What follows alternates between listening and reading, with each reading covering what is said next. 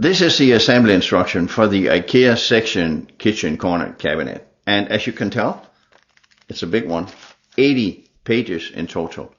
And why is that? Well, I think it needs to be this thick in order to explain the most complicated way you can put a cabinet together. But I'm here to tell you that you don't need this one. You just need to watch this video and I will explain to you how I do it. So keep watching. When I recorded this video, it was actually the first time I put that corner cabinet together, and I had high expectations. But when I started to assemble the cabinet following the instructions, it turns out that it was a bit more complicated than I hoped it would be. Not only was something in the instruction absolutely wrong, I can forgive that because Ikea can fix that, and they have now uploaded a correct version, but the one you get in the box might be wrong. As you can see here, I also added that white plastic part, even though I did not know what it was for. And it turns out later that that plastic thing is only if you have a sink cabinet or a drawer, a top drawer in that cabinet. So you don't need that at all. But the biggest problem with this instruction is really what I'm doing here, because you want to put in some screws there at the back and you have an Allen key, but you cannot put in those screws if the cabinet is lying flat on the floor like the instruction tells you. So as you can see, I added some of the cardboard onto that part, and it was helping, but it was not a great solution because you have to maneuver that cabinet around.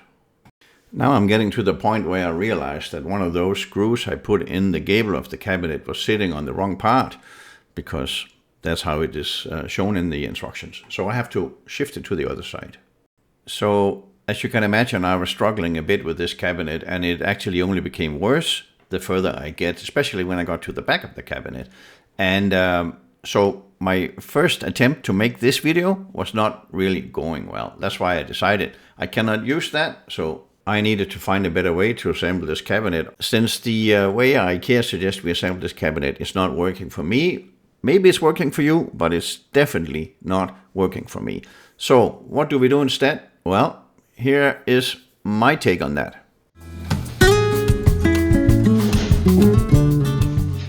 While I'm unpacking this big cabinet box, let me tell you that a few things.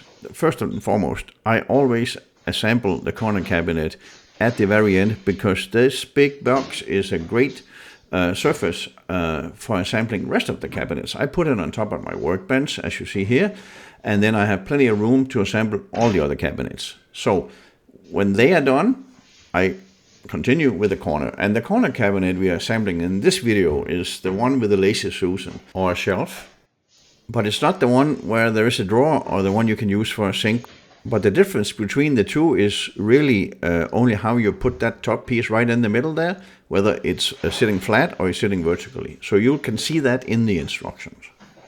This corner cabinet can be assembled with the door either to the right or to the left. And first we will assemble the cabinet where the door will be sitting to the right, and then I will do it all over again with the door to the left. If your door is to the left, you can skip forward to that part. So enough talking, let's start to assemble this cabinet. The first thing I do is unpack the box, clearly. And if you have seen any of my other videos where I assemble base cabinets or pantry cabinets, you will know that I don't use those white plastic pieces, as you see here. And I certainly don't use the black distant pieces and the metal washers as well, because we only use them if we don't use the rail. And on top of that, that white plastic piece I mentioned before when I was assembling the cabinet for the first time, that one we can throw in the garbage too. As you will see in the following, I am assembling this corner cabinet now in the exact same way as I assemble any other cabinet, and that means from the ground up. The first thing I want to do is put the screws and the brackets on the two gables. The first one, the one that goes on the floor, is the one that will be sitting in the corner. That means it's the back gable of that corner cabinet. That's the one you see here to the right. And that will be our starting point for this cabinet assembly. And after this one, we do the other one. And now I would just ask you to follow along when you're assembling this cabinet. with the video, because there's really not much to it. Just do as I do, and if there's anything where I feel I need to be more specific, I'll come back to you.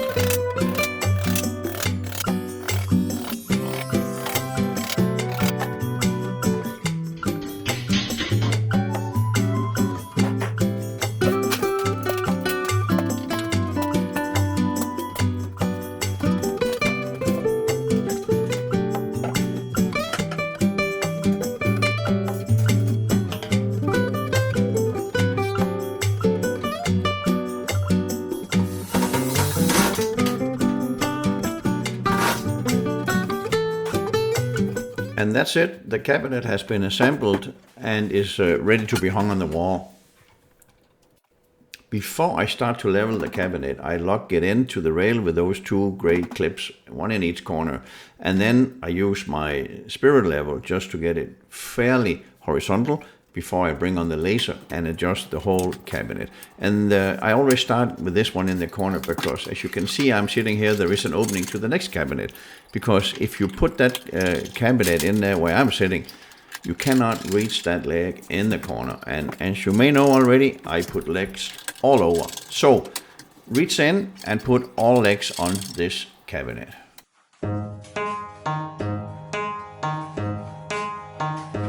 The first thing I do is unpack the box, clearly. And if you have seen any of my other videos where I assemble base cabinets or pantry cabinets, you will know that I don't use those white plastic pieces, as you see here.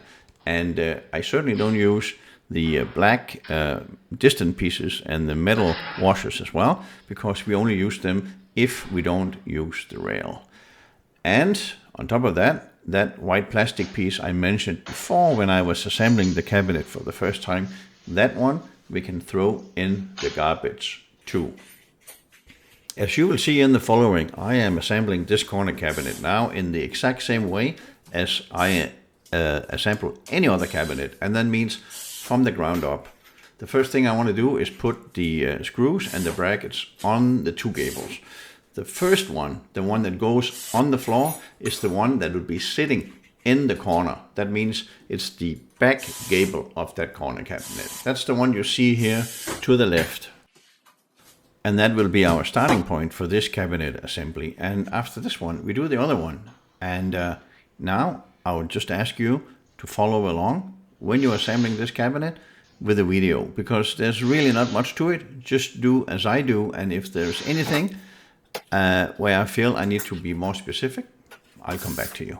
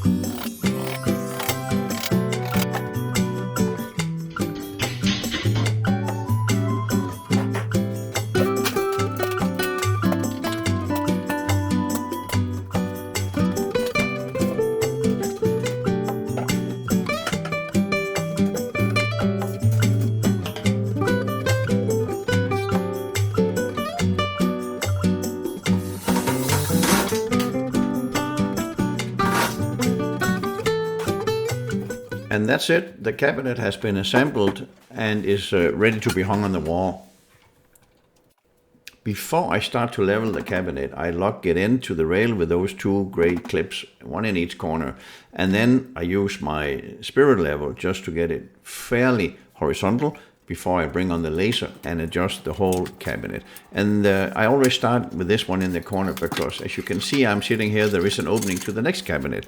Because if you put that cabinet in there where I'm sitting, you cannot reach that leg in the corner. And as you may know already, I put legs all over. So reach in and put all legs on this cabinet. With the corner cabinet in place, it's time to look at that filler we put in between the corner cabinet and the adjacent cabinet. And I actually have a video explaining in great details how I do those. However, this new corner cabinet is a bit different from the old one in terms of how to do that filler, because there is no door jamb on this one. So when we put a panel on the side of the corner cabinet, it cannot sit flush with the side of the cabinet there at the door opening. It has to be sitting 3/4 of an inch back from the edge of that opening. And that means since the door is a 24-inch wide door, we need to measure 24 inches from, in this case, the right side of the cabinet to where that panel begins. And so that's what I'm doing here. I'm cutting a piece of panel in 30 inch to the height, and I clamp it onto the side of the cabinet, and then I measure from the left side of that corner cabinet to where the panel starts. So putting in the filler between the adjacent cabinet and this panel, It's done in the exact same way as we did with the old corner cabinet, and I will put a video that explains that in great details at the end of this one. As you may remember from assembly of the cabinet, we did not put those screws in to hold that horizontal piece between the back and the front of the cabinet. And the reason for that is that we didn't secure it at that time, is that we want the side of the cabinet to be able to move. And by not putting in those screws, we can move that side back and forth a little bit when we put in the filler, because what we do know is that the filler has to be a parallel strip. It has to have the same measurement at the top as it will at the bottom. So that's why we didn't put in those screws. But you can attach those screws when the filler has put in and everything has been secured together. Then you can add those 2 screws up under that horizontal piece. What you see me doing here is that I'm attaching that panel to the side of the cabinet, and I do that from the inside, of course. I drill some countersunk holes, and then I use a few of the panel screws to secure that panel from the inside of the cabinet. And when that panel has been attached to the side of the corner cabinet, I can measure the distance between the corner and the adjacent cabinet. I measure at the bottom, because those 2 parts cannot really move when the 2 cabinets has been leveled. So I measure at the bottom, and then I know I want the top to be the same, and I cut my filler, and I cut that strip that came with the cabinets, because I use that on the back of the filler. The filler is, of course, cut from the same material as the front. So if it's matte white or high gloss white or brown or whatever it is, but I always use the piece that came with the corner cabinet as a backing piece. Sometimes it needs to be cut if the distance between those 2 cabinets are smaller than the strip, of course. And then I attach those 2 pieces to each other with I drill holes from the back of that strip into the panel, use some panel screws and screw them together. And then finally I can put that piece in between the adjacent cabinet and the corner, and I can secure it from the inside of both cabinets. And now you'll have a really strong and really secure connection. And when that is done, I can add those screws to hold that horizontal piece inside the corner cabinet. And that's it. The whole deal is finished, and you're ready to move on to put in the Lazy Susans and put on some doors.